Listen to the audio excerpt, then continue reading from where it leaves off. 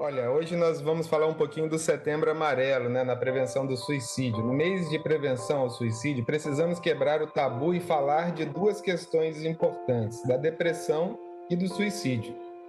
Dois temas que enfrentam um tabu muito grande nas rodas de conversas, em ambientes familiares, de tocar no assunto. Especialistas afirmam que a depressão será a nova pandemia, né? Agora, principalmente nesse momento que nós estamos vivenciando, de ficar em casa, muitas crises, estamos vivenciando muitas crises aí já no meio médico, em todos os meios, nas donas de casa. A pandemia mudou a nossa rotina e trouxe, além de um vírus desconhecido, o temor de que novas epidemias estejam por vir em todo o mundo, sem falar da crise econômica. Muitas pessoas estão convivendo com a insônia, medo da morte, da doença, além de incerteza sobre o futuro. São essas sensações que aumentam os transtornos mentais, como a depressão. Hoje nós temos um cenário propício para o adoecimento, e com isso não é exagero dizer que a depressão será uma nova pandemia. Afinal, a depressão já vem aumentando nos últimos 20 anos de forma absurda.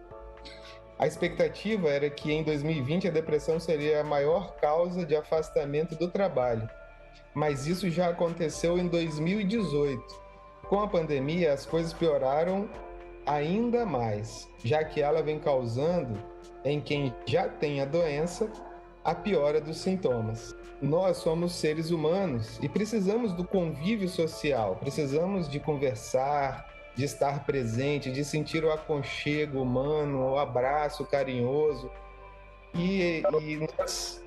Nesse momento, nessa pandemia, muitas pessoas estão completamente isoladas, né? E ela tem sido um fator maior de estresse, ou seja, um fator de risco para pessoas que podem apresentar um quadro depressivo. Podemos afirmar que a pandemia tem sido horrível, em todos os aspectos. Há medo de morrer, de ser infectado pelo vírus, de pessoas próximas morrerem, de pessoas próximas ficarem contaminadas, questões econômicas e sociais. Além dessas questões econômicas e sociais, o que eu vou comer amanhã, né? Como eu estou, como que eu vou pagar meu aluguel, como que eu vou fazer a compra no fim do mês. O contato social diminuído é um outro fator de risco grande para o adoecimento mental. As relações entre as pessoas, cada vez mais virtual, também têm somado para casos de depressão. A pandemia funciona para a gente como se estivéssemos em uma guerra. É um grau de estresse muito grande e não fomos feitos para essa carga tão grande assim de estresse. Hoje não existem mais grupos específicos de depressão, jovens, crianças, adultos e idosos. E a doença tem aumentado em todas as idades. Crianças com depressão, jovens com depressão, adultos com depressão, idosos com depressão. Aí, além da preocupação com o aumento de casos de depressão, também precisamos nos empenhar em salvar vidas, já que podem aumentar os casos de suicídio, né? Então é importante aí medidas 30 segundos, preventivas. E deputado. o Setembro Amarelo, e aí nesse caso, né, o suicídio é muito comum. E não é só lembrar no setembro. O Setembro Amarelo ajuda a falar sobre isso, e ele vem para alertar sobre a saúde emocional e fazer prevenção de morte, de que podem ser evitadas. Mas não é só no mês de setembro que acontece o suicídio. Esse alerta ele tem que ser feito os 12 meses no ano. E os dados de suicídio são devastadores. Cerca de 800 mil pessoas morrem por suicídio todos os anos. De acordo com dados da OPAS, Organização Pan-Americana de Saúde, e segundo o Ministério da Saúde, mais de 96% dos casos de suicídio estão relacionados a transtornos mentais, depressão, transtorno bipolar e ou abuso de substância.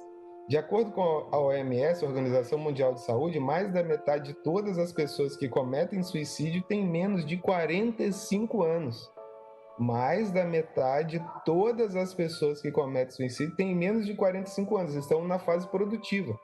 É preciso quebrar o tabu de que as pessoas com ideias suicidas não precisam verbalizar o que estão sentindo e falar sobre o tema. Pode, de alguma forma, estimular a pessoa a tirar a própria vida. Então a gente tem que falar sobre o assunto, porque isso aí a pessoa tem que expor e se sentir acolhida. Mas o suicídio tem etapas: a ideia, o planejamento e depois a ação. Então é benéfico que as pessoas tenham espaço para falar sobre o sofrimento. Isso pode trazer alívio e conforto. Lembrando que também é necessário procurar ajuda especializada para concluir, acolher deputado, e encaminhar o tratamento. Só para concluir, deputado Helena, os familiares precisam procurar compreender o suicídio e entender que a pessoa está passando por um sofrimento. É importante conhecer as formas de ajudar e encaminhar para o tratamento profissional, mas também procurar ajuda para si.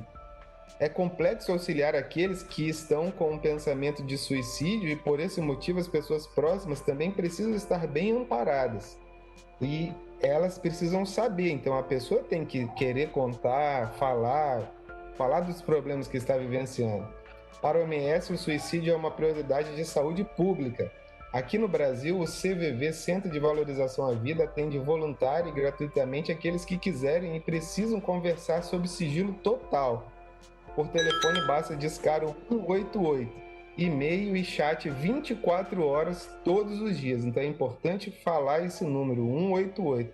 Então fica aqui o meu alerta para termos o olhar de carinho e cuidado com o próximo. A pandemia vem alterando o humor, a forma de pensar e as reações das pessoas. Fiquem atentos e, além de cuidar de você, você também pode cuidar do próximo.